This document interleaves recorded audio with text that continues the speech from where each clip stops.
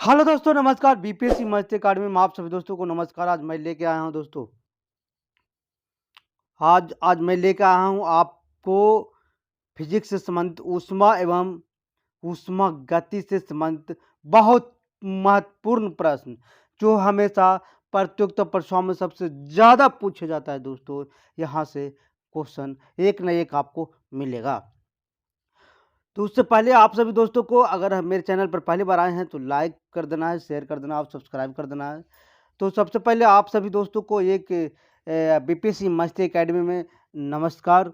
और आपको मैं एक लाजवाब, यानी आपको आगे ऊर्जा भरने वाला, यानी कहने का मतलब पढ़ाई को जारी करने वाला, अंदर से पावर को देने वाला एक मोटिवेशन आपको हम शेयर कर रहे हैं दोस्तों। कहा जाता है कि अनुभव कि भट्ठी में तपकर जो जलते हैं, दुनिया के बाज़ारों में वही सिक्के चलते हैं दोस्तों, वही सिक्के चलते हैं। याद रखिएगा कि अनुभव जो होता है कि भट्ठी में तपकर जो जलते हैं दुनिया के बाज़ार में, बस वही सिक्के चलते हैं दोस्तों, वही सिक्के चलते हैं। उसी तरह से हम लोग का लक्ष्य है, हम लोग का जो स्टडी है, उसी पर आधारित है दोस्तों। इससे पहले अगर इसके सर की तरफ से देखिए, किस प्रकार से इसके सर यहाँ सब्सक्राइब कर रहे हैं, उस तरह से आपको भी कर लेना होगा। उसके बाद आते हैं, अगर आप मेरे चैनल पर पहली बार आए हैं दोस्तों तो लाइक कर दीजिए, कमेंट कर दीजिए, शेयर कर दीजिए। और क्या कर देना है, यहाँ पे देखिए सब्सक्राइब है, वो सब्सक्राइब कर लेना है। तो हम चलिए चलते हैं बेसिक पॉइंट, और जो क्वेश्चन हमेशा प्रतियोगिता परीक्षाओं में सबसे ज़्यादा पूछे जाते हैं उसके बारे में हम लोग अध्ययन करेंगे। और इससे संबंधित बहुत से कम आपको 200 या 100 क्वेश्चन आपको इफेक्ट मिलेगा दोस्तों, जो हमेशा आगामी प्रतियोगिता परीक्षाओं में सबसे ज़्यादा पूछे जाते हैं, उसके बारे में हम लोग डिस्कस करेंगे।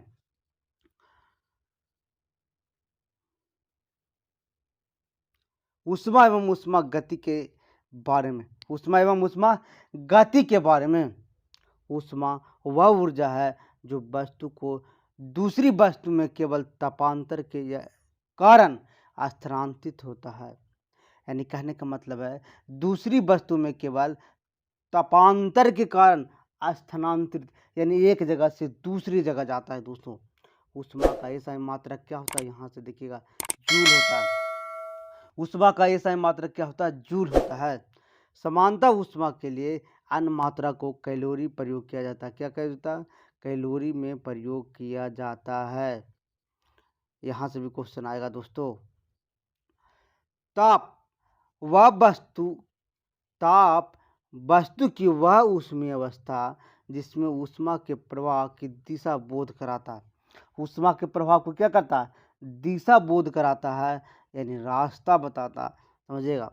ऊष्मा सदैव अधिक ताप वाली वस्तु से कम ताप वाली वस्तु को स्थानांतरित होता है। याद रखिएगा दोस्तों, ऊष्मा जो है अधिक ताप वाली वस्तु से कम ताप वाली वस्तु तक हमेशा स्थानांतरित होता है, यानी परिवर्तन होता है। ताप मापन तापमापी से किया जाता है। विभिन्न तापमापियों निम्नलिखित पैमाना आते हैं दोस्तों, मैंने बहुत सारे तापमापी का अलग अलग पैमाना है, तो देखेंगे हम लोग, उसका डिस्कस करेंगे। सेल्सियस पैमाना, ताप के सेल्सियस स्केल पर बर्फ का गलनांक 0 डिग्री सेंटीग्रेड और जल का गलनांक 100 डिग्री सेंटीग्रेड होता है। याद रखिएगा दोस्तों, यहाँ से क्वेश्चन बहुत बार पूछे जाते हैं। ताप के सेल्सियस स्केल पर बर्फ का गलनांक 0 डिग्री सेंटीग्रेड और जल का क्वथनांक कितना होता है, 100 डिग्री सेंटीग्रेड होता है। याद रखिएगा। केल्विन पैमाना पर आइए। केल्विन पैमाना पर बर्फ का गलनांक होता है 273 केल्विन और जल का क्वथनांक होता है 373 केल्विन अंकित होता है। यानी केल्विन पर आना है तो यहाँ से भी क्वेश्चन पूछेगा। केल्विन पर बर्फ का गलनांक होता है 273 केल्विन, लेकिन जल का क्वथनांक होता है 373 केल्विन। उपयुक्त या स्पष्ट होता है 0 डिग्री ताप केल्विन पैमाना पर 273 के बराबर होता है। केल्विन पैमाना पर ताप बराबर होता है दोस्तों सेल्सियस पैमाना पर ताप प्लस 273 डिग्री, यानी केल्विन बराबर होगा क्या, सेंटीग्रेड है ना, सेल्सियस और प्लस 273। सेल्सियस प्लस 273 होता है।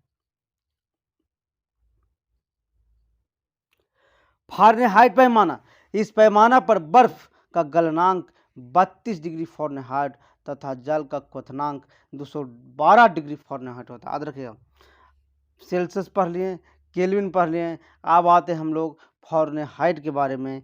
इस पर बर्फ का गलनांक होता है 32 फारेनहाइट तथा क्वथनांक होता है 212 फारेनहाइट। कितना? 212 फारेनहाइट जल का। सेल्सियस व फारेनहाइट पैमाने के संबंध में अगर हम डिस्कस करेंगे तो इसमें कोई ताप या सेल्सियस पैमाना पर, है ना, तो देखिएगा इसका जो फार्मूला होता है दोस्तों, याद रखिएगा, C/5 F-32/9। इस पर अगर सेल्सियस को सेल्सियस में फारेनहाइट में बदलना है या फारेनहाइट को सेल्सियस में बदलना है तो ये फार्मूला आप नोट कर लीजिएगा।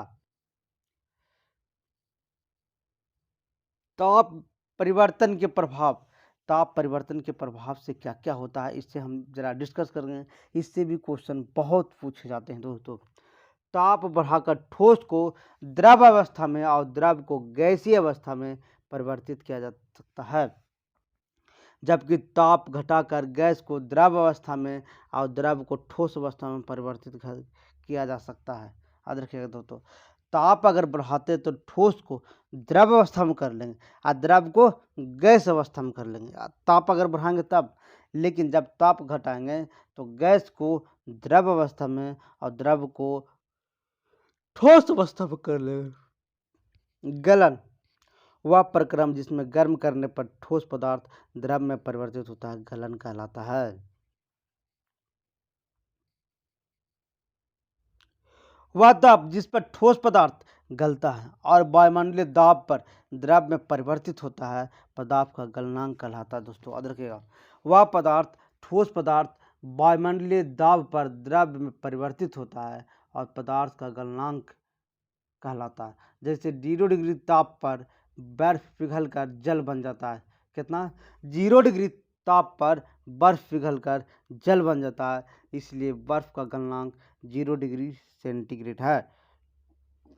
भिन्न भिन्न ठोसों के भिन्न भिन्न गलनांक होते हैं। यहाँ से आएगा दोस्तों, बर्फ का गलनांक कितना है तो 0 डिग्री सेंटीग्रेड। ये क्वेश्चन बहुत फेमस है। गलनांक, बर्फ का गलनांक 0 डिग्री सेंटीग्रेड होता है। मोम का गलनांक 30 डिग्री सेंटीग्रेड होता है। लोहे का गलनांक 1535 डिग्री सेंटीग्रेड होता है। याद रखिएगा, किसी ठोस का गलनांक उसके कण या परमाणु या अणुओं के बीच आकर्षण बल की माप होता है। याद रखिएगा, किसी ठोस का गलनांक जो होता है उसके, है ना, उसके परमाणु तथा अणुओं के बीच आकर्षण बल की माप होता है। ठोस पदार्थ का गलनांक जितना अधिक होगा, कणों के बीच आकर्षण बल उतना ही अधिक होगा। अब आते हैं हम लोग क्वथनांक के बारे में जरा से डिस्कस करेंगे। इससे भी क्वेश्चन बहुत बार पूछे जाते हैं। वह प्रक्रम जिसमें गर्म करने पर द्रव पदार्थ तीव्रता से गैस में परिवर्तित होता है, क्वथनांक कहलाता है। वह प्रक्रम जिसमें गर्म करने पर द्रव पदार्थ तीव्रता से गैस में परिवर्तित होता है ना। वह ताप जिस पर द्रव उबलता है और वायुमंडलीय दाब तीव्रता से गैस में परिवर्तित होता है, द्रव का क्वथनांक कहलाता है।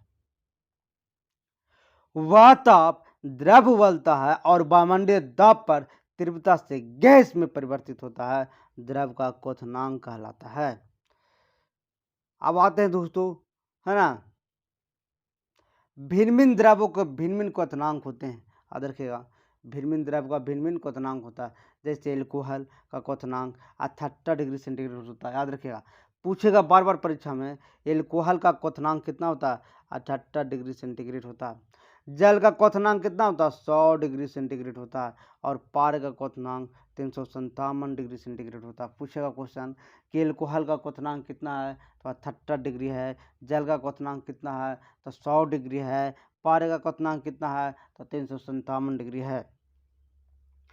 अब आते हैं संघनन के और द्रवण के बारे में हम लोग पढ़ेंगे। शीतलन द्वारा गैस या वाष्प को द्रव में परिवर्तित करने की संघनन द्रवण कहलाता है। संघनन, क्वथनन, है ना, अथवा वाष्पन का विपरीत प्रक्रिया है दोस्तों। अब आते हैं हिमीकरण के बारे में। शीतलन द्वारा द्रव को ठोस में परिवर्तित करना हिमीकरण का। यानी द्रव को जैसी अगर हम ठोस में परिवर्तित करते हैं तो क्या कहेंगे, उसको हिमीकरण कहेंगे। हिमीकरण गलन का विपरीत प्रक्रम है, इसलिए द्रव का हिमांक वही होता है, ठोस का रूप का गलनांक होता है। द्रव का हिमांक वही होता है जो ठोस रूप का गलनांक होता है, जैसे बर्फ का गलनांक 0 डिग्री सेंटीग्रेड। जल का हिमांक कितना होता है, 0 डिग्री सेंटीग्रेड। याद रखिएगा, यहाँ से क्वेश्चन आपको ये पूछ जाएंगे, बर्फ का गलनांक कितना होता है, तो 0 डिग्री सेंटीग्रेड, या जल का हिमांक कितना होता है, तो 0 डिग्री सेंटीग्रेड। ये दोनों का क्या होता है, बराबर होता है। अब हम लोग पढ़े गुप्त ऊष्मा के बारे में। किसके बारे में, गुप्त ऊष्मा के बारे में।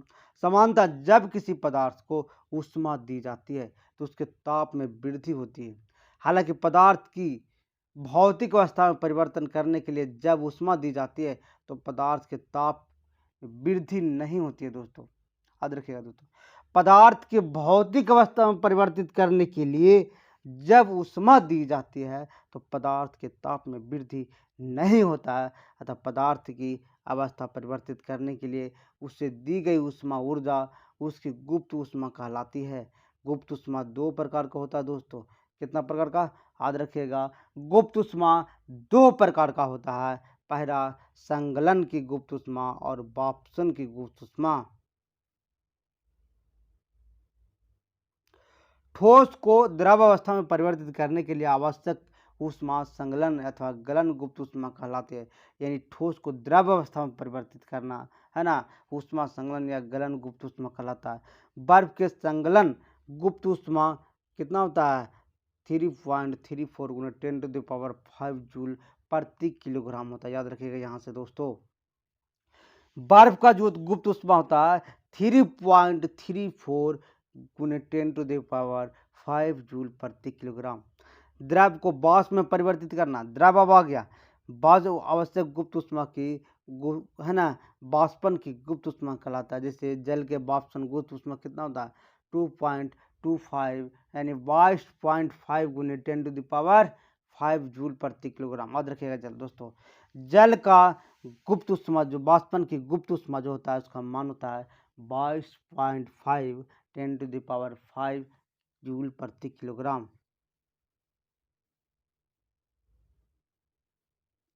अब पदार्थ के शीतलन के लिए 0 डिग्री सेंटीग्रेड पर जल की अपेक्षा 0 डिग्री सेंटीग्रेड पर बर्फ अधिक प्रभावी होगा। देखिएगा दोस्तों, यहाँ दोनों हो गया ना, पदार्थ के शीतलन के लिए 0 डिग्री सेंटीग्रेड पर जल और 0 डिग्री सेंटीग्रेड पर बर्फ अधिक प्रभाव होगा। इसका कारण यह है कि गलन के लिए बर्फ का प्रत्येक किलोग्राम पदार्थ से इतना यानी 3.34 गुना 10⁵ जल जूल गुप्त ऊष्मा लेता है। कितना लेता है, 3.34 गुने 10⁵ जूल गुप्त ऊष्मा लेता है, और इसी कारण पदार्थ को अधिक प्रभावी ढंग से ठंडा करता है। जब जल भाप में परिवर्तित होता है, जल क्या होता है, भाप में परिवर्तित होता है, तो वह गुप्त ऊष्मा अवशोषित कर लेता है। क्या कर लेता है, गुप्त ऊष्मा अवशोषित। जब जल भाप में परिवर्तित होता है, याद रखिएगा, तो वह गुप्त ऊष्मा को क्या करता है, अवशोषित कर लेता है। यह प्रयोग करके दिखाया गया है। जैसे उबलते हुए जल की अपेक्षा भाप द्वारा जलन अत्यधिक असहनीय हो जाता है। दोनों ही 100 डिग्री के समान ताप पर होते हैं। इसका कारण है कि उबलते जल की अपेक्षा भाप में गुप्त ऊष्मा अधिक होती है। याद रखिएगा, भाप में क्या होता है, गुप्त ऊष्मा अधिक होता है।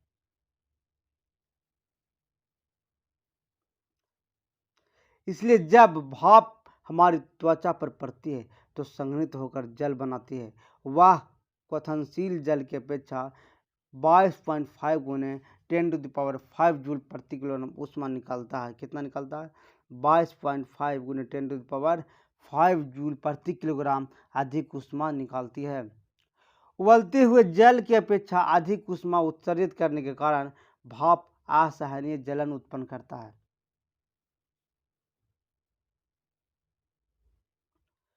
उद्वपातन, गर्म करने पर ठोस पदार्थ को सीधे वाष्प में और ठंडा करने पर वाष्प को सीधे ठोस में परिवर्तित कहलाता है, उद्वपातन कहलाता है।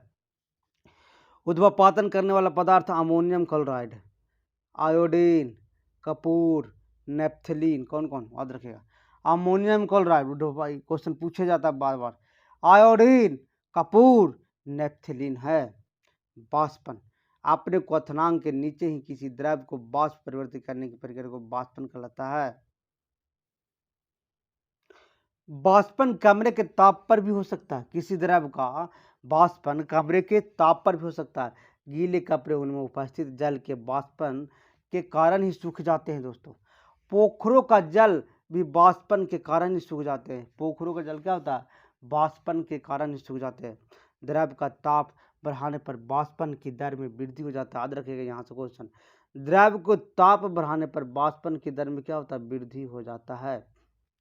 किसी द्रव के वाष्पन की दर उसके क्वथनांक पर अधिकतम होता है। किसी द्रव के वाष्पन की दर उसके क्वथनांक पर अधिकतम होता है।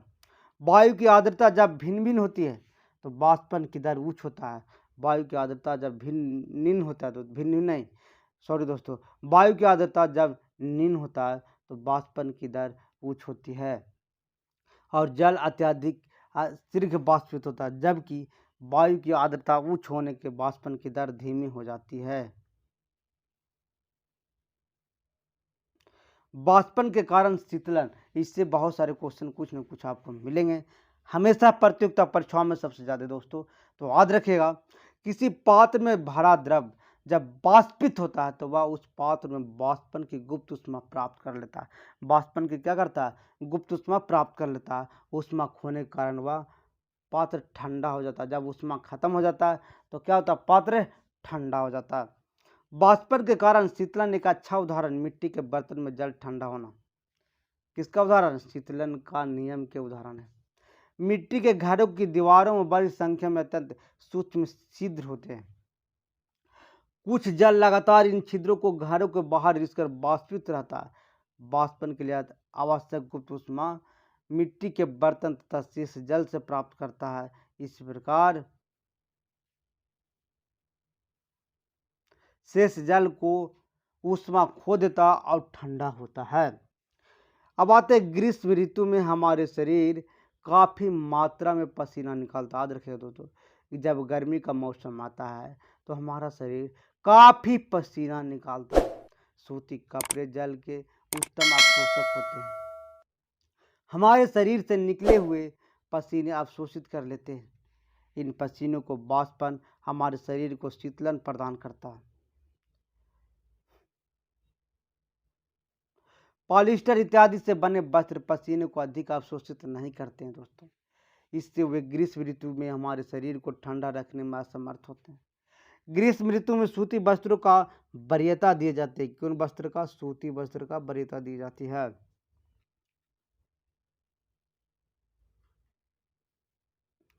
पंखा हमारी त्वचा से निकलने वाले पसीने के वाष्पन की दर को बढ़ाता है, इसलिए हमें शीतलन अनुभूति होता है।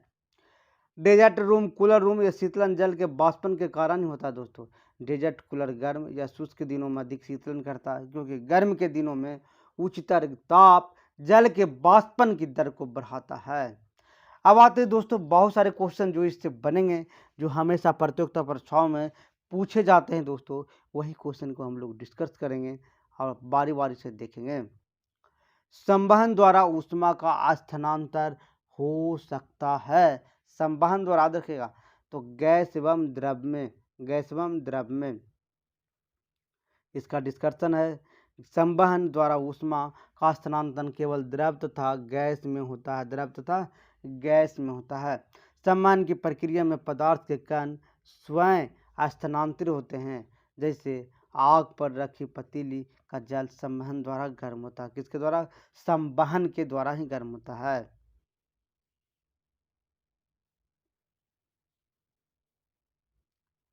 लो, एक से कट गया क्वेश्चन, 6 नंबर आ गया।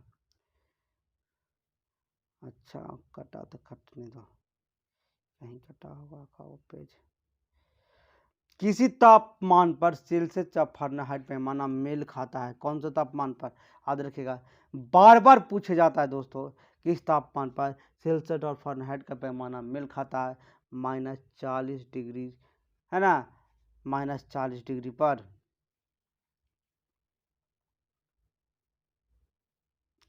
कितने डिग्री पर सेंटीग्रेड और फ़ारेनहाइट का तापमान समान होता है। अब आ गया सेंटीग्रेड और फ़ारेनहाइट का तापमान समान होता है, देखिए -40 डिग्री पर। किस बिंदु पर फ़ारेनहाइट तापक्रम सेंटीग्रेड तापक्रम का दोगुना होता है दोस्तों, तो याद रखिएगा फ़ारेनहाइट तापक्रम और सेंटीग्रेड तापक्रम का इसका ये दुगना होता है। कौन सा तापक्रम पर, तो 160 डिग्री सेंटीग्रेड पर। कितना, 160 डिग्री सेंटीग्रेड पर। हम आपको बताए थे C/5 और F-32/9 इस पर आप निकाल सकते हैं। एक स्वस्थ मनुष्य के शरीर का ताप कितना होता है, तो 37 डिग्री सेंटीग्रेड होता है, सेल्सियस होता है, 37 डिग्री सेल्सियस होता है। एक स्वस्थ मनुष्य के शरीर का तापमान 36.9 डिग्री सेल्सियस या 98.6 डिग्री फ़ारेनहाइट होता है। यदि शरीर का तापमान इससे कम या ज़्यादा होता है तो आदमी बीमार पड़ जाता है दोस्तों। यदि शरीर के तापमान 37 डिग्री सेल्सियस को केल्विन में अगर बदलेंगे तो इसका होगा 273 + 37 यानी 310 केल्विन होगा। अगर केल्विन बदलना है तो 273 क्या करना है, जोड़ देना है। केल्विन मान से शरीर मानव शरीर का समान ताप कितना होता है, तो 310 केल्विन अभी ने बताए थे, है ना। 273 अब प्लस कितना, 37। मानव शरीर का समान तापक्रम 98.4 है। इसको बराबर सेंटीग्रेड में तापमान क्या होगा, 36.89 सेंटीग्रेड होगा।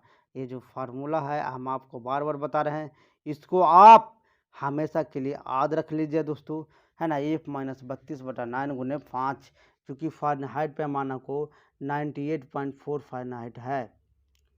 इसको यहाँ इस पर बैठा करके आप निकाल सकते हैं। सेल्सियस स्केल पर मानव शरीर का समान तापमान कितना होता है, तो 36.9 डिग्री होता है। फ़ारेनहाइट पैमाने पर 200 फ़ारेनहाइट है तो इसका मान सेल्सियस पर क्या होगा, 93.3 सेल्सियस होगा। इसको हम लोग उस फार्मूला पर बैठा करके देखिए निकाल सकते हैं।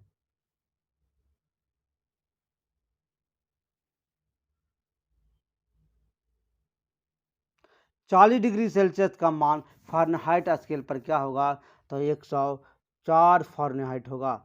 अब देखिए F = 9/5 C+32, जहाँ C बराबर कितना, सेंटीग्रेड। अब इस पर हम बैठाएंगे दोस्तों तो देखिएगा 40 डिग्री निकाला तो F = 9/5, है ना। 9/5 गुने 40 + 32 यानी काट सर के 5 × 40 9 × 72 + 32 से कितना आया, 104 आया। 50 डिग्री का फ़ारेनहाइट का स्केल मान क्या है, तो 50 डिग्री पर होगा 122 फ़ारेनहाइट दोस्तों। लेकिन उसको इसी पर भी बैठा लेंगे, है ना। 9/5 गुने 50 + 32, अब इतना का काटेंगे 90 + 32 122 आएगा।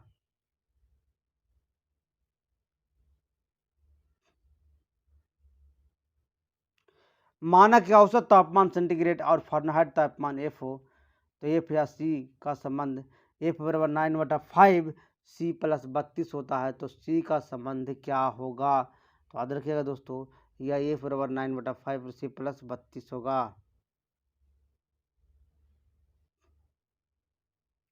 बने रहना दोस्तों चैनल पर, लाइक कर देना, शेयर कर देना और सब्सक्राइब कर लेना है, क्योंकि है ना इससे बहुत सारे क्वेश्चन हमेशा प्रतियोगिता परीक्षाओं में पूछे जाते हैं और ठीक है, जो कि एकदम हूबहू रहता है दोस्तों, घटना चक्र का है। ठंडे देशों में पारो के स्थान पर अल्कोहल को तापमापी द्रव्य के रूप में वरीयता दी जाती है, तो याद रखिएगा अल्कोहल का द्रव्यंक न्यूनतर होता है। अल्कोहल का द्रव्यंक न्यूनतर होता है।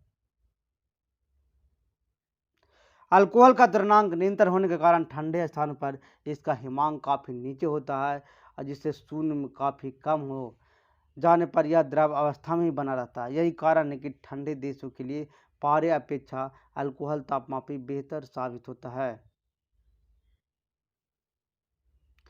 स्वचालित इंजन हेतु निम्नलिखित में कौन सा एक हिमरोधी के तौर पर प्रयुक्त होता है? तो एथिल ग्लाइकोल प्रयुक्त होता है। कौन सा एथिल ग्लाइकोल प्रयुक्त होता है? स्वचालित इंजन में एथिल ग्लाइकोल का प्रयोग हिमरोधी के रूप में किया जाता है।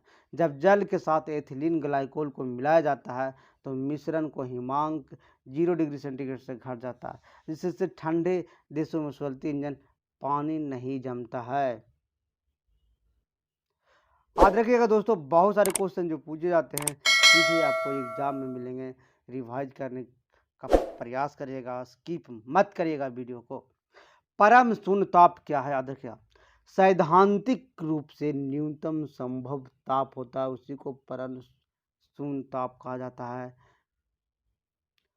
परम शून्य सैद्धांतिक रूप से न्यूनतम संभव ताप, इस ताप पर आणविक ऊर्जा न्यूनतम होती है।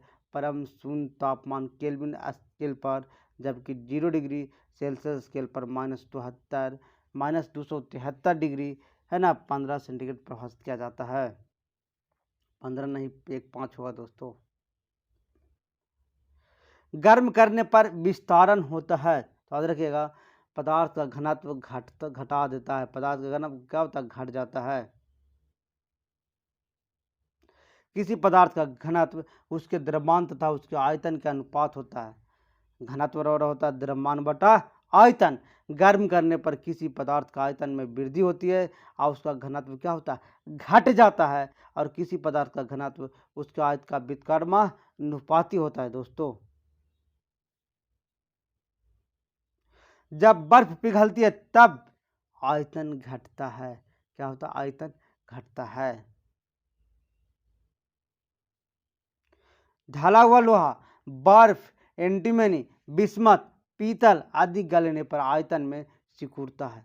इस प्रकार ठोस अपने ही गले द्रव में प्लवन करता है दोस्तों।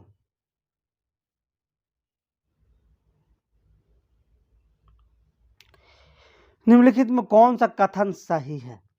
तापमान प्रक्रिया में द्रव P Q की तुलना से ज़्यादा उष्णांतर होता है। इसका सही उत्तर होगा Q का ताप P की तुलना 100 डिग्री से तेजी पर पहुंचता है।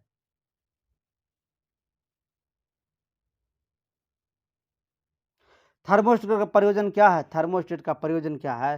तापमान को स्थिर बनाए रखना। थर्मोस्टेट तापमान हेतु तापमान को नियंत्रित स्थित रखने का कार्य करता है, उससे ऊर्जा की बचत होता है। थर्मोस्टेट से संबंधित है दोस्तों, तापक्रम से संबंधित है।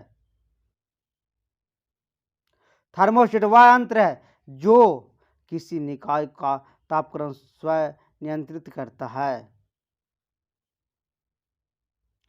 थर्मोस्टेट किसी निकाय का तापक्रम नियंत्रित करने वाला यंत्र है जिसकी सहायता से किसी निकाय तापक्रम वांछित स्तर पर रखा जाता है।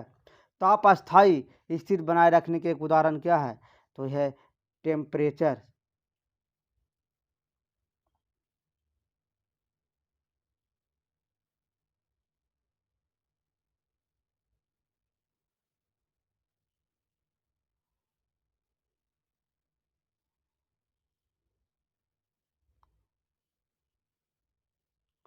रेफ्रिजरेटर में थर्मोस्टेट का कार्य क्या है? याद रखेगा, एक समान तापमान को बनाए रखना।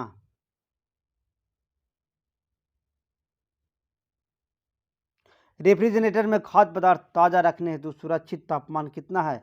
4 डिग्री सेंटीग्रेड। 40 से 140 डिग्री फ़ारेनहाइट के मध्यम तापमान बैक्टीरिया जीवाणु उत्पन्न होने वाला खतरा सर्वाधिक रहता है। कितना? 40 से 140 डिग्री सेंटीग्रेड पर, फ़ारेनहाइट पर दोस्तों, सॉरी दोस्तों। इसलिए इसे खतरनाक क्षेत्र डेंजर कहते हैं। यही कारण है कि रेफ्रिजरेटर में खाद्य समय रखने के तापमान 40 डिग्री फ़ारेनहाइट से कम उत्तम माना जाता है। अंतर्राष्ट्रीय मानक के अनुसार 36 डिग्री फ़ारेनहाइट से 38 डिग्री फ़ारेनहाइट डिग्री सेल्सियस निर्धारित किया गया है, चूँकि इसलिए विकल्प कौन सा होगा? ये होगा। जब सील बिस्कुट को थोड़ी देर के लिए फ्रिज के अंदर रखा जाता है तो वह कुरकुर हो जाता है, क्योंकि याद रखिएगा दोस्तों, फ्रिज के अंदर आर्द्रता कम होती है, इसलिए अतिरिक्त नमी को अवशोषित हो जाता है। आधुनिक फ्रस्ट फ्रीज आर्द्रता नाशक प्रक्रिया होती है ना। जिसमें फ्रिज के भीतर आंतरिक आर्द्रता अवशोषित होकर बर्फ बनकर पुनः पिघल कर द्रव के रूप में फ्रिज से बाहर हो जाता है। यही कारण सील बिस्कुट को थोड़ी देर के लिए फ्रिज में रखे कुरकुरे हो जाते हैं। क्वेश्चन 1, बर्फ का टुकड़ा पेय को ठंडा बना देता है। कारण क्या है? बर्फ पिघलने के लिए पेय से गुप्त ऊष्मा लेता है जिसमें वह ठंडा हो जाता है। तो इसका सही उत्तर होगा दोस्तों, इसका सही उत्तर होगा ए और आर दोनों सही है। ए की सही व्याख्या आर करता है। ऊष्मा का संचरण गर्म निकाय से शीत निकाय की ओर होता है। पेय से गुप्त ऊष्मा प्राप्त कर बर्फ पिघलने लगती है, जबकि ऊष्मा का ह्रास होने के कारण ठंडा हो जाता है। बड़े शीत गृह संयंत्र प्रशीतक के रूप में अमोनियम का उपयोग करते हैं, जबकि घरेलू प्रशीतक के रूप में क्लोरोफ्लोरोकार्बन का उपयोग करते हैं। अमोनियम कारण कम दाब एवं परिवेश ताप पर द्रवित किया जा सकता है। तो इसका सही उत्तर होगा दोस्तों, सही उत्तर जो होगा आपको ये सही है, परंतु आर गलत है।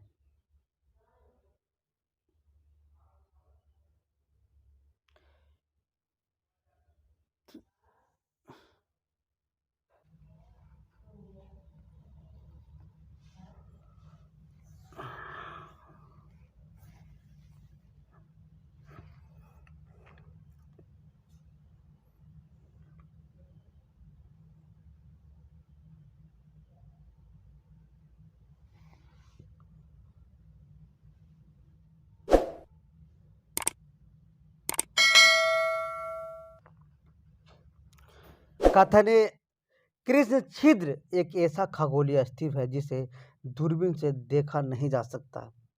कारण कृष्ण छिद्र पर गुरुत्वीय क्षेत्र इतना प्रबल है, वह प्रकाश को भी बच निकलने नहीं देता।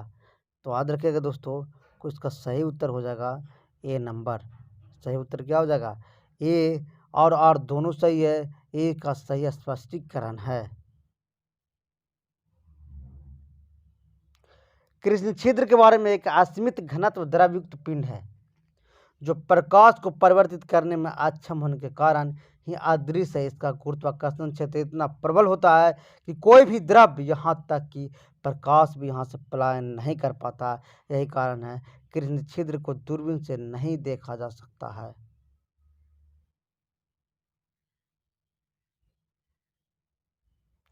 अंतरिक्ष आधारित सौर ऊर्जा एसबी को ऐसा सुझाव दिया जाए कि राष्ट्रीय लक्ष्य बनाना चाहिए। कारण क्या है? एसबी की आपूर्ति बर्फ में रुके 99% है और इसके अलावा ऊर्जा का बहुत आत उपलब्धता है। तो देखिएगा दोस्तों, इसका सही उत्तर हो जाएगा ए और आर दोनों सही है और ए का सही स्पष्टीकरण है। अंतरिक्ष आधारित सौर ऊर्जा एसबी अंतरिक्ष में सौर ऊर्जा को एकत्रित करने का एक प्रणाली है। इस प्रकार एकत्रित सौर ऊर्जा का पृथ्वी पर प्रयोग किया जा सकेगा। अंतरिक्ष में इस प्रणाली में अंतरिक्ष स्थित भू समकालीन कक्ष सौर ऊर्जा को एकत्रित करने के लिए है।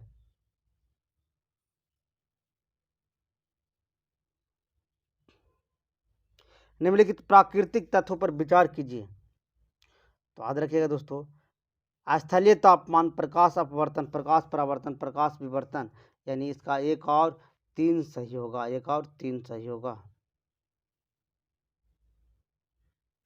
एक काटा हुआ हीरा क्यों जगमगाता है? तो याद रखिएगा, पूर्ण आंतरिक परावर्तन के कारण जगमगाता है।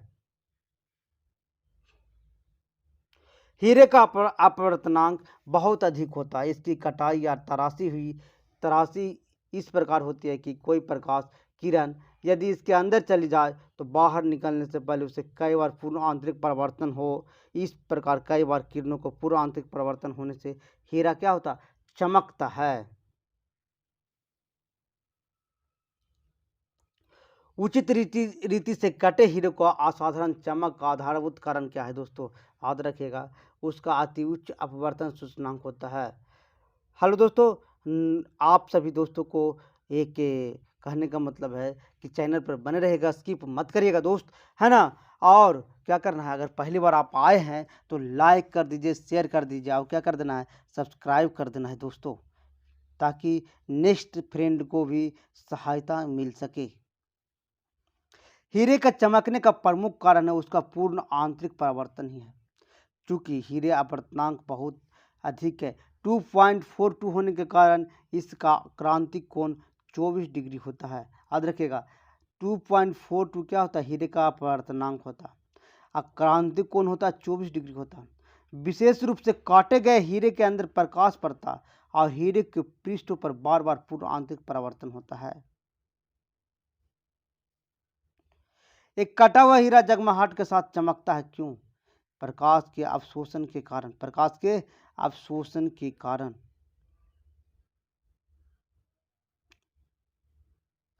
वायुमंडलीय आर्द्रता एवं तापमान में प्रत्यक्ष संबंध है। वायुमंडल में किसी निश्चित समय पर जल वाष्प धारण करने की शक्ति उसके तापमान पर निर्भर करती है।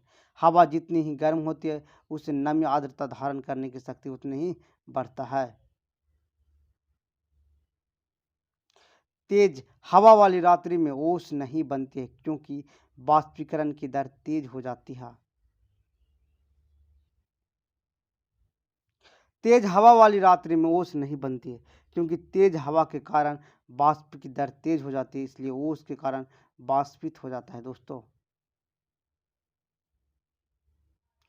कौन सा कथन सही नहीं है? एयर कंडीशनर और एयर कूलर दोनों आर्द्रता नियंत्रित करते हैं।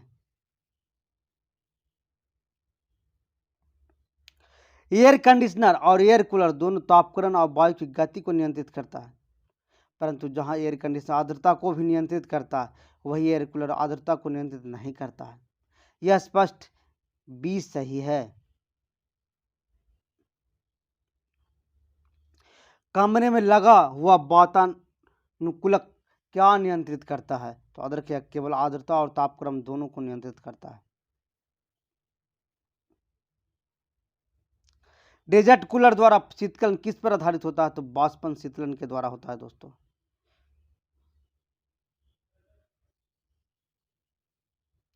कमरे को ठंडा किया जा सकता है तो संपीड़ित गैसों को छोड़ने से, संपीड़ित गैसों को छोड़ने से। एयर कंडीशनर में संपीड़ित गैस को प्रयुक्त होता है जिसमें कमरे या उसके स्थान पर ठंडा किया जा सकता है। निम्नलिखित अवस्था में किसमें गीले कपड़े सबसे जल्दी सूख जाते हैं? तो याद रखिएगा दोस्तों, 20% आर्द्रता और 60 डिग्री सेंटीग्रेड तापमान पर। कम आर्द्रता तथा अधिक तापमान पर गीले कपड़े सबसे जल्दी सूख जाएंगे, अतः प्रश्न विकल्प डी है, गीले कपड़े सबसे जल्दी सूख जाएंगे। जब पानी में नमक मिलाया जाता है तो कौन सा परिवर्तन होगा? तो क्वथनांक क्या हो जाता है? बढ़ जाता है, और जवाब बिंदु क्या होता है? घट जाता है। याद रखिएगा, जब पानी में नमक मिलाया जाता है तो क्वथनांक बिंदु क्या होता है? बढ़ जाता है, और जवाब बिंदु क्या होता है? घट जाता है। जल में नमक जैसी कोई अशुद्धि मिलाने पर उसका क्वथनांक बढ़ जाता है, और दूसरी ओर अपद्रव को मिलाने से समानता गलनांक कम हो जाता है। पिघलती बर्फ को कुछ नमक, सोडा आदि मिलाने से बर्फ का गलनांक क्या होता है? 0 डिग्री सेंटीग्रेड घटकर -22 डिग्री सेंटीग्रेड हो जाता है। जब पानी में साधारण नमक मिलाया जाता है तो पानी के क्वथनांक बिंदु हिमांक बिंदु से क्या होगा? क्रमशः बढ़ेंगे और घटेंगे।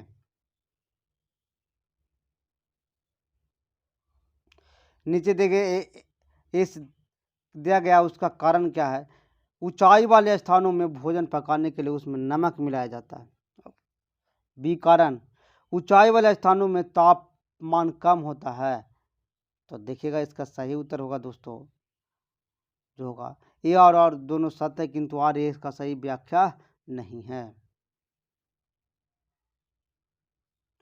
अधिक ऊंचाई वाले स्थानों पर वायुमंडलीय दाब कम होता है, याद रखिएगा, इसलिए पानी 100 डिग्री से कम तापमान पर उबलने लगता है। जल में नमक मिलाने से जल का क्वथनांक बढ़ जाता है, जिससे भोजन शीघ्रता पक जाता है। थर्मस बोतल में पेय पदार्थ को कुछ समय तक उसी ताप पर रखने के लिए उसकी दीवारों पर निम्न परत लगाई जाती है तो रजत परत लगाया जाता है। थर्मस में प्रयुक्त कांच या स्टील रजत परत को लगाकर पेय पदार्थ को गर्म रखते हैं।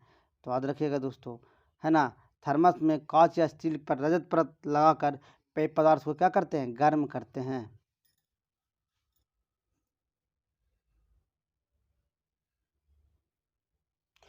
थर्मस फ्लास्क में लंबे समय तक तरल या गर्म या ठंडा रहता है क्योंकि ऊष्मा की कोई हानि या अथवा प्राप्ति नहीं होती है। तो ये और भी दोनों सही है, यानी संचालन और संवहन का विकिरण नहीं होता है।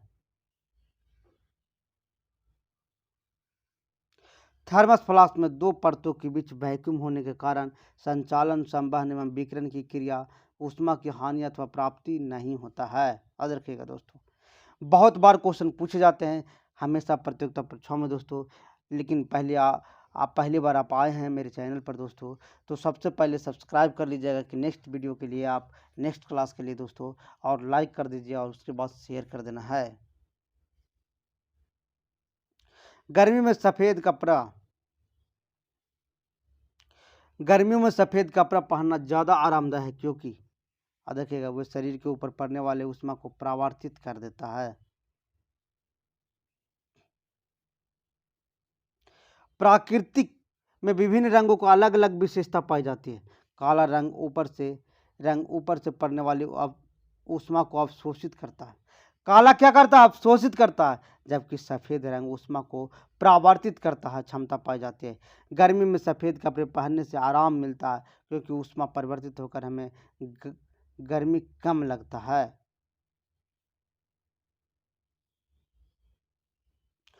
श्वेत वस्त्र काले वस्त्र की अपेक्षा ठंडे होते हैं क्योंकि वे संपूर्ण प्रकाश को परावर्तित करता है। नीचे एक इमर्सन उसके बाद जो कारण क्या दिया गया दोस्तों, याद रखिएगा। जाड़े में पहनने के लिए हम सफ़ेद कपड़े वरीयता देते हैं। सफ़ेद कपड़े ऊष्मा का अच्छे परावर्तित होते हैं। तो ये और दोनों सत्य है। ये और का क्या है, व्याख्या है। सॉरी दोस्तों, ये भ्रमक है किंतु आर क्या है, सत्य है। देख लेते हैं इसका सॉल्यूशन। जाड़े में नहीं बल्कि गर्मी में पहनने के लिए हमें सफ़ेद कपड़े को वरीयता देते हैं, ये बात तो सही है। कथन ये असत्य है। सफ़ेद वस्त्र ऊष्मा के अच्छे परावर्तक तक खराबी अवशोषित होते हैं। इसी कारण गर्मियों में काले गहरे रंग के अपेक्षा सफ़ेद वस्त्र अधिक सुविधाजनक होते हैं।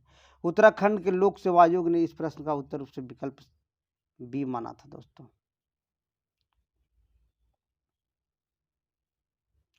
किसी तारे का रंग दर्शाता है तो उसके ताप पर दर्शाता है। विशाल तारे स्वतः चमकदार गैस पिंड है जो स्वयं गुरुत्वाकर्षण बल से परस्पर बंधे होते हैं। याद रखिएगा, भार के अनुपात में तारे 70% हाइड्रोजन, 28% हीलियम, 1.5% कार्बन, नाइट्रोजन और ऑक्सीजन का 0.5% लोहा यानी भारी तत्व होते हैं। तारे सतह स्पेक्ट्रम ही इनके रंगों को निर्धारण करता है। कौन सा स्पेक्ट्रम? किसी तारे का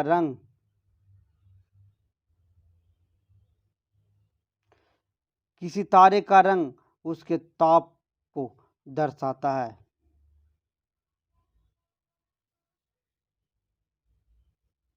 सर्वाधिक गर्म तारा को स्पेक्ट्रम के नीले भाग से अधिकांश ऊर्जा उत्सर्जित होता है। नीले दिखाई देते हैं दोस्तों, जबकि सबसे कम गर्म तारे लाल दिखाई देते हैं। सबसे कम गर्म तारे के रंगों को क्रमता उसके तापमान के साथ इस प्रकार है। देखिएगा, देखिए अलग अलग ताप का अलग अलग केल्विन होगा। देखिए नीला का होगा 50,000 से 28,000 केल्विन तक। नीला श्वेत का होगा 28,000 से 10,000 केल्विन तक। श्वेत का होगा 10,000 से 7,500 केल्विन तक। श्वेत पीला का होगा 7,500 से 6,000 केल्विन तक। और पीला का होगा 6,000 से 4,900 केल्विन तक। नारंगी का होगा 4,900 से 3,500 केल्विन तक। लाल का होगा 3,500 से 2,000 केल्विन। तारे का जीवन काल उसके द्रव्यमान एवं चमक पर निर्भर करता है। तारे का जीवन काल क्या होता है? उसका द्रव्यमान एवं चमक पर निर्भर करता है। जो तारा जितना अधिक चमकीला होगा उसका जीवन काल उतना ही कम होगा। वायुमंडल में प्रकाश के विसरण का कारण क्या है दोस्तों? याद रखिएगा, धूलकण। कौन सा? धूलकण। सूर्य का प्रकाश भिन्न भिन्न भिन्न रंगों का मिश्रण होता है जबकि वह वायुमंडल से होकर गुजरता है। ठीक है, तो मार्ग में आने वाले हवा के अणुओं तथा धूल एवं अन्य पदार्थों को सूक्ष्म कणों द्वारा इसका परिकीर्णन होता है। वातावरण में प्रकाश का विसरण निम्नलिखित की वजह से होता है। किसकी वजह से? धूलकण की वजह से होता है। वायुमंडल में प्रकाश के प्रसार का कारण क्या है? धूलकण। निम्नलिखित कथनों पर विचार कीजिए।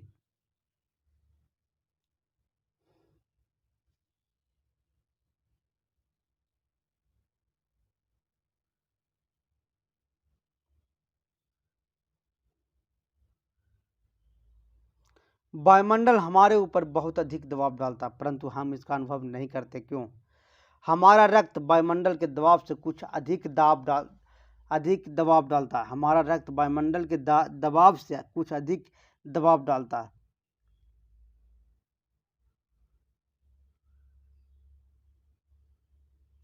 वायुमंडल हमारे ऊपर प्रत्येक दिशा में दबाव डालता है तो परंतु हम इस दबाव का अनुभव नहीं करते क्योंकि हमारा रक्तचाप प्रेशर इस बाहरी दाब को संतुलित कर देता है। परंतु हम जल के अंदर बाह्य दाब का अनुभव करते हैं क्योंकि जल में बाह्य दाब हमारे समान रक्तचाप से अधिक होता है।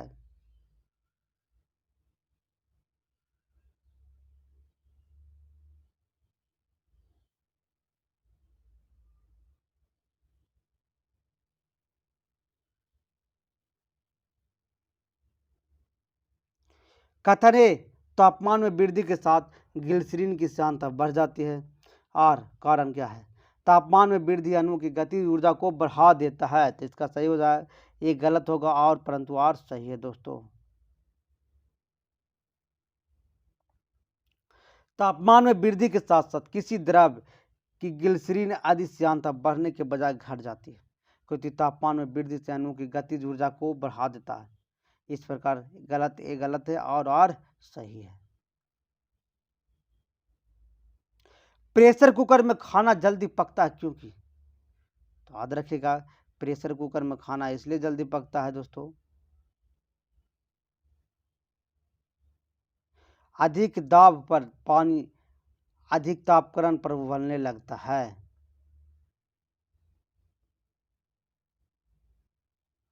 कमरे के समान तापकरण एवं वायुदाब माप में पानी 100 डिग्री सेल्सियस पर उबलता है।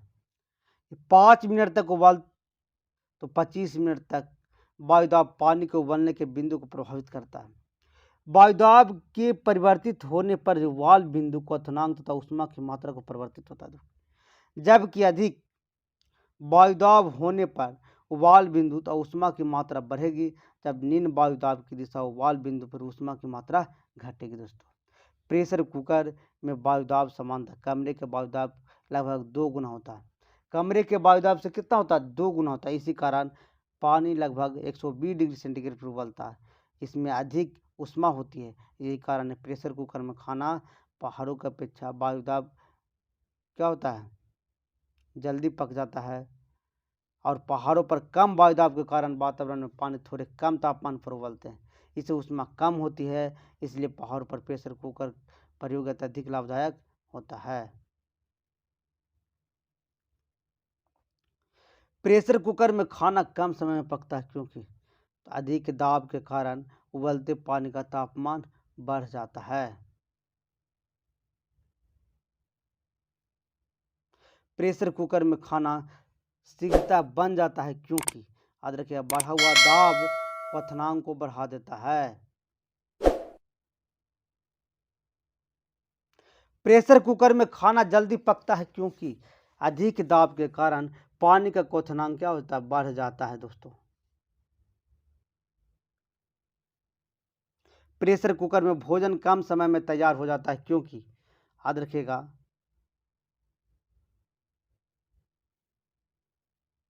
जल का क्वथनांक क्या होता है? बढ़ जाता है।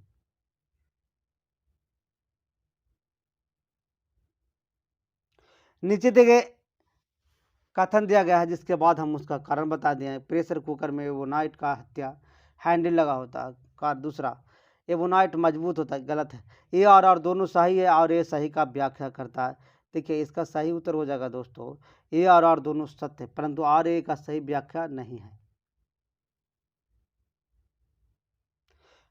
खाना बनाने के बर्तनों में जैसे प्रेशर कुकर यदि लकड़ी या एवोनाइट के हैंडल लगाए जाते हैं, किसका, एवोनाइट का हैंडल लगाए जाते हैं, क्योंकि लकड़ी या एवोनाइट ऊष्मा का कुचालक होता है, एवोनाइट मजबूती पदार्थ होता है दोस्तों। प्रेशर कुकर के अंदर उच्चतम ताप निर्भर करेगा, तो ऊपर के छेद का क्षेत्रफल, उस पर रखा गया वजन।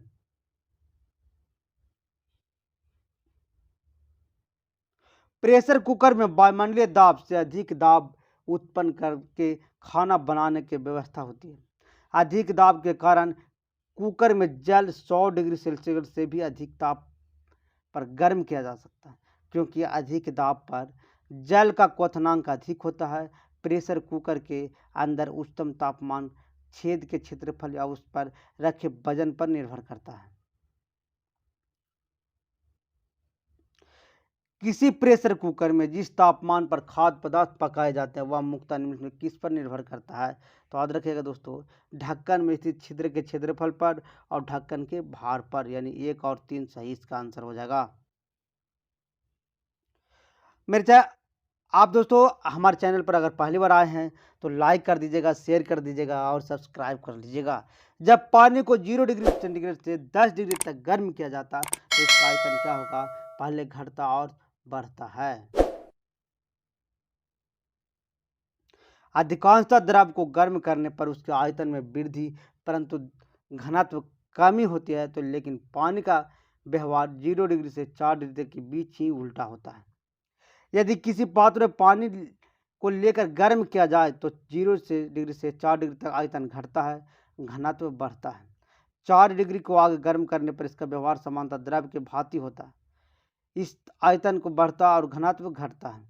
पानी 0 डिग्री से 10 डिग्री तक गर्म करने पर इसका आयतन पहले घटता है और 4 डिग्री तक फिर क्या करता है, बढ़ता है। जल के आयतन में क्या परिवर्तन होगा यदि तापमान 9 डिग्री सेंटीग्रेड से गिरकर 3 डिग्री सेंटीग्रेड कर दिया जाए, तो आयतन पहले घटेगा, बाद में क्या होगा, बढ़ेगा। 9 डिग्री से 4 डिग्री पर यदि जल का तापमान गिरा दिया जाए तो 4 डिग्री पर जल का घनत्व अधिकतम होता है दोस्तों, याद रखिएगा। घनत्व आयतन के व्युत्क्रमानुपाती होता है, लिहाज 4 डिग्री तक घनत्व बढ़ने पर आयतन घटेगा और 4 डिग्री से 3 डिग्री बर्फ जम प्रक्रिया घनत्व क्या होगा, आयतन बढ़ेगा।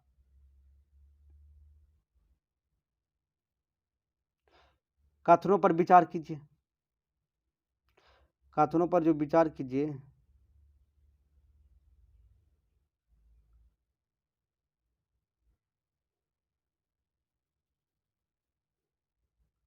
100 डिग्री पर भाप तथा 100 डिग्री पर उबलते जल में ऊष्मा की मात्रा एक समान होती है, गलत है दोस्तों। बर्फ की संगलन गुप्त ऊष्मा जल की वाष्प गुप्त ऊष्मा बराबर होती है, भी गलत है। वातानुकूलित में कक्षा में वायु वाष्पित कुंडली में ऊष्मा को निष्कर्षण होता है या द्रवण कुंडली में ऊष्मा का निरसरण होता है, ये बात सही है। ऑप्शन 3 होगा आंसर। 100 डिग्री के 1 ग्राम द्रव्यमान के जल की अपेक्षा 100 डिग्री की 1 ग्राम वाष्प 536 कैलोरी ऊष्मा अधिक होता है। बर्फ के संगलन की गुप्त ऊष्मा 80 किलो कैलोरी होती है, क्वेश्चन बार बार पूछते हैं। जबकि जल के वाष्पन की गुप्त ऊष्मा 536 कैलोरी, ये भी क्वेश्चन है दोस्तों। जल के वाष्पन की गुप्त ऊष्मा 536 कैलोरी और बर्फ के गुप्त ऊष्मा कितना होता है, 80 कैलोरी होता है। इसे कथन ए और दो गलत है, जबकि 3 सही है।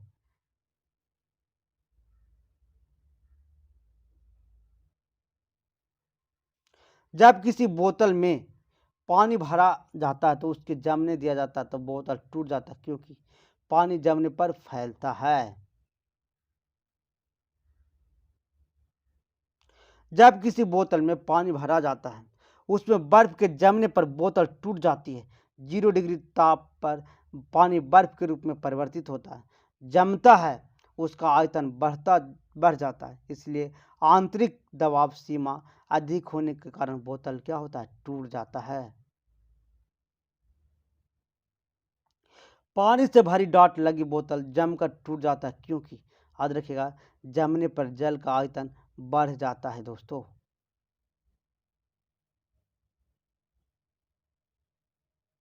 जलयुक्त गिलास में तैरता हुआ बर्फ टुकड़ा जब पिघलता तो पानी का स्तर क्या रहेगा, वही रहेगा। क्या रहेगा, वही रहेगा। जल से भरे गिलास में तैरता हुआ बर्फ का टुकड़ा यदि पिघल जाए तो परिणाम आयतन पूर्वता रहता है या पानी का स्तर वही रहेगा दोस्तों। साफ मेघरहित रातों की तुलना में मेघाच्छन्न रात अपेक्षाकृत गर्म होता है, क्योंकि बादल पृथ्वी से छोड़ी गई ऊष्मा की परावर्तित करता है। सूर्य द्वारा प्राप्त ऊष्मा को पृथ्वी अवशोषित करती है, तो रात में विकिरण द्वारा ऊष्मा उत्सर्जित होता है। ऐसी स्थिति में दिन में पृथ्वी द्वारा प्राप्त की गई रात में विकृत ऊष्मा को रातों में बादल परिवर्तित करते हैं, जिससे स्वच्छ आकाश वाली रात अपेक्षा आच्छादित रातों का गर्म होता है।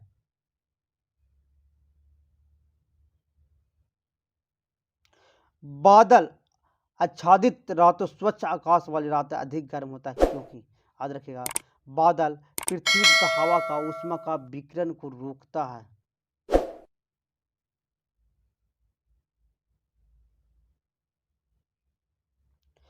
तीन तुलना में ज्यादा सूर्य की रोशनी परिवर्तित करता है क्या, ताजा बर्फ से ढकी भूमि।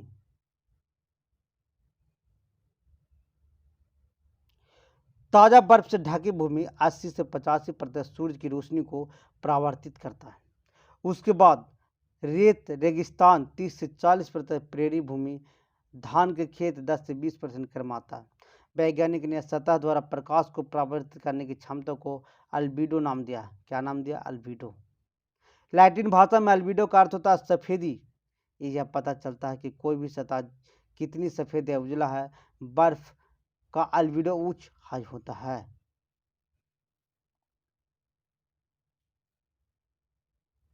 शीत प्रकोष्ठ में भंडारित फल अधिक समय तक चलते हैं, क्योंकि श्वसन की दर घटा दी जाती है। यह सर्वाधिक फसल कटाई के बाद भी फल श्वसन करते हैं और ऑक्सीजन का उपयोग करते हैं। श्वसन की दर जितनी अधिक होगी, फलों के पकने और उसके क्षय होने की दर उतनी ही अधिक होती है। शीत प्रकोष्ठ में कम ऑक्सीजन एवं कम श्वसन दर वाली परिस्थितियों में फलों को अधिक समय तक संरक्षित किया जा सकता है।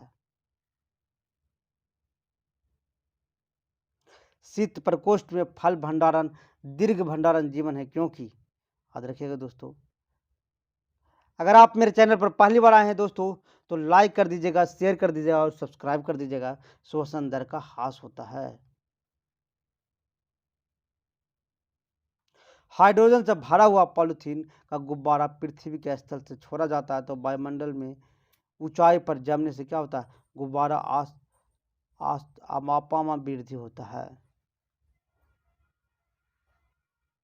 हाइड्रोजन से भरा हुआ पॉलीथीन का गुब्बारा जब पृथ्वी के स्थल से छोड़ा जाता है तो वायुमंडल में ऊंचाई पर जाने पर वायुमंडल का घनत्व कम हो जाता है, इसलिए गुब्बारा अमापा में क्या होता है, वृद्धि हो जाता है।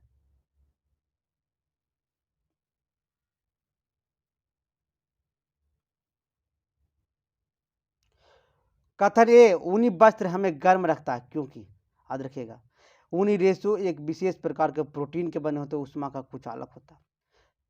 दूसरा, कूट सहायता कौन कौन सही है,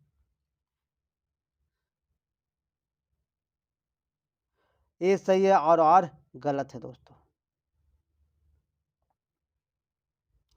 यद्यपि ऊनी रेशों के विशेष प्रकार के प्रोटीन निर्मित होते हैं, परंतु किंतु ऊष्मा का कुचालक इन रेशों के मध्य हवा के कारण होता है।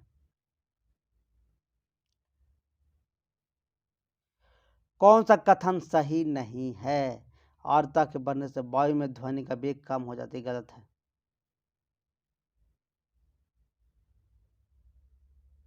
आर्द्रता के बढ़ने पर वायु में ध्वनि का वेग बढ़ जाता है, क्योंकि आर्द्रता बढ़ने के साथ साथ वायु के घनत्व में कमी आती है। कथन सी सही है, विकल्प गलत है दोस्तों। अब आते हैं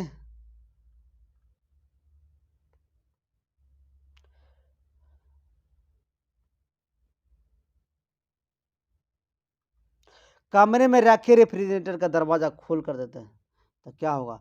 आप अंततः कमरे में थोड़ा गर्म प्राप्त कर सकते हैं। रेफ्रिजरेटर का दरवाजा खुला रहने पर उसमें अनेक प्रकार की गैसें निकलती है, कमरे के तापमान को क्या करता है? बढ़ा देता है। तो अब हो गया दोस्तों 88 क्वेश्चन। लगभग आपको 100 क्वेश्चन का रिवाइज कराया गया होगा। तो आप एक बार नहीं, 2 बार 3 बार आप स्किप नहीं करिएगा, देख लीजिएगा। इससे प्रतियोगिता परीक्षाओं में सबसे ज़्यादा पूछे जाते हैं दोस्तों। तो नेक्स्ट बार में आपको मिलेंगे हम नेक्स्ट वीडियो के साथ। थैंक यू दोस्तों। और अगर आप नए हैं तो लाइक कर दीजिएगा, शेयर कर दीजिएगा और क्या कर देना? सब्सक्राइब कर दीजिएगा। थैंक यू दोस्तों।